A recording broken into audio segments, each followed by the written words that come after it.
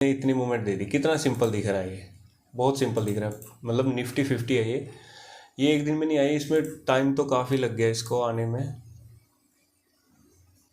ये पूरा 1 साल लग गया इसको 2,500 रुपये की मूवमेंट देने में, 1 साल लग गया इसको। ठीक है, ये शेयर्स वगैरह में पहले हम ये चीज़ देख लेते हैं, ये जो मार्केट का नेचुरल स्ट्रक्चर किस किस चीज़ों में कितने टाइम फ्रेम में काम करता है। पहली बात, ये दुनिया के किसी भी स्टॉक में, करेंसी में, फॉरेक्स में, स्टॉक्स में, दुनिया के किसी भी उसमें हर एक शेयर में काम करेगा जो अभी आप सीखने जा रहे हो। ठीक है, उसके बाद टाइम फ्रेम 1 मिनट का हो, चाहे 10 का हो, चाहे 15 का हो, चाहे 1 मंथ का चार्ट क्यों ना हो, ये जो रूल है ये हर एक उसमें काम करेगा। इसके लिए कोई नहीं, ये वो नहीं है कि जोड़ तोड़ के हम कुछ बनाने की कोशिश कर रहे हैं।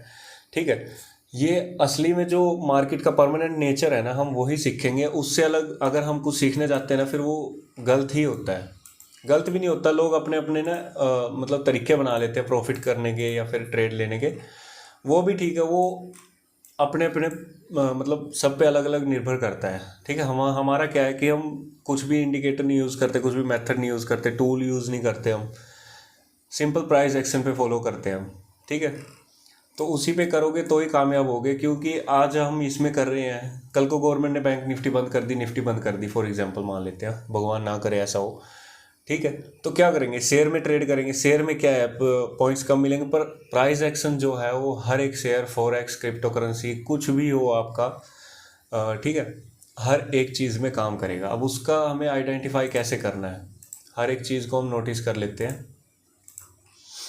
प्राइस में करेक्शन तो जैसे सिंपल सी लैंग्वेज में बता देता हूँ मैं आपको। कोई भी शेयर है वो 50 से, जैसे ये रैली आई है, ये रैली आई है, उसके अगेंस्ट में थोड़ा सा फॉल कर दिया तो ये प्राइस में करेक्शन हो गया। कोई डाउन साइड का लगा लो आप कि इसने डाउन साइड फॉल किया, थोड़े से उसके उसमें बाउंस, इसको डाउन साइड बोलते हैं। और ये थोड़ा सा डाउन से ना, मीन्स इसने लो लगा दिया 746 का, उसके बाद थोड़ा सा अपसाइड आया, मतलब 100-150 पॉइंट अपसाइड आया। ठीक है, उसको बाउंस बोलते हैं। जैसे आप ये लगा लो, इसने यहाँ से यहाँ तक 600 पॉइंट्स के आसपास फॉल किया था, 600 में से इसने 200 रिकवर भी कर दिए। तो ये क्या है कि रिकवर कर दिया नहीं, इसको बोलते हैं बाउंस बैक। थोड़ा सा इसने क्या किया, यहाँ पे बाउंस लगा दिया और जो भी इतना फॉल किया था उसके अगेंस्ट में थोड़ा सा रेस्ट कर लिया, उसको बोलते हैं प्राइस में करेक्शन।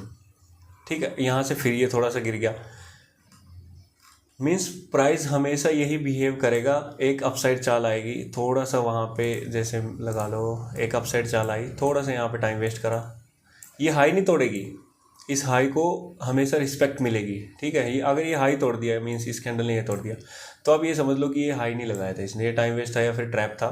ठीक है, हाई इसने ये लगाया है, एक हाई आपको मिल गया कि फॉर एग्जांपल आपने नोटिस कर लिया ये हाई है, उसके बाद ये यहाँ पे टाइम वेस्ट कर रहा है। ठीक है, इसको बोलते हैं प्राइस करेक्शन। और टाइम में करेक्शन क्या होता है, अगर मैं आपको सिंपल लैंग्वेज में बताऊं, थोड़ा सा ध्यान देना, मज़ा आएगा बहुत, बिल्कुल सिंपल लैंग्वेज में बताता हूँ। टाइम में करेक्शन वो होता है कि अगर जैसे हमारे मतलब की चीज़ क्या है कि जब मार्केट में ऐसे चाल आएगी, ऐसे स्टॉक भागेगा, कोई भी प्राइस है, स्ट्राइक प्राइस है, ऑप्शन है, कुछ भी है, भागेगा तो हमें पैसे मिलेंगे। जब तक मार्केट इस रेंज में खड़ी है हमें 1 रुपये नहीं मिलेगा, बल्कि घर से और देंगे हम। ठीक है, तो हमारे मतलब की चीज़ है कि जब मार्केट में चाल आए तो हमें ये तो पता लग गया कि प्राइस में करेक्शन क्या है, यहाँ से गया यहाँ तक रुक गया, ऐसे ऐसे करके होता है प्राइस में करेक्शन। अब टाइम में करेक्शन क्या है कि हमें ये कैसे पता लगेगा कि ये स्टॉक इतनी देर तक यहाँ खड़ा है, इस टाइम के बाद अब इसका टाइम आ चुका है कि ये यहाँ से ट्रैवल करेगा अपसाइड और डाउन साइड। ये हमें एनालाइज करने के बाद ही पता लगेगा। पर हमें ये कब पता लगेगा कि इसने यहाँ पे 10 दिन निकालने हैं, 5 मिनट निकालने हैं, मतलब इंट्राडे करता हूँ मैं, अब ये तो है नहीं कि मैं 10-15 दिन तक वेट करूँगा। मेरे को ये आइडेंटिफाई करना है कि ये कितने टाइम यहाँ पे वेस्ट करेगा और कितने टाइम के बाद जाके इसके अंदर एक अच्छी चाल आएगी जो कि बिना रुके आएगी उसके। जैसे ये हमें ये नहीं चाहिए कि यहाँ से चाल आई, ये यहाँ पे करेक्शन चल रहा है और हमने यहीं कहीं एंट्री ले ली और वो यहाँ जाके फिर होल्ड करके बैठ गया, हमें ये नहीं चाहिए। अगर यहाँ से ब्रेकआउट हुआ है तो ये ब्रेकआउट का मीन्स कि एक एरिया है, ठीक है, ये एरिया है, इसका ब्रेकआउट हो गया तो हो गया, ये अपसाइड जा रहा है, इसको डाउन साइड नहीं आना चाहिए यहाँ से आइधर। और ये डाउन साइड जा रहा है तो जाना ही चाहिए यहाँ पे, ये यही नहीं वेस्ट करना चाहिए इसका टाइम। ठीक है, आप समझ रहे हो।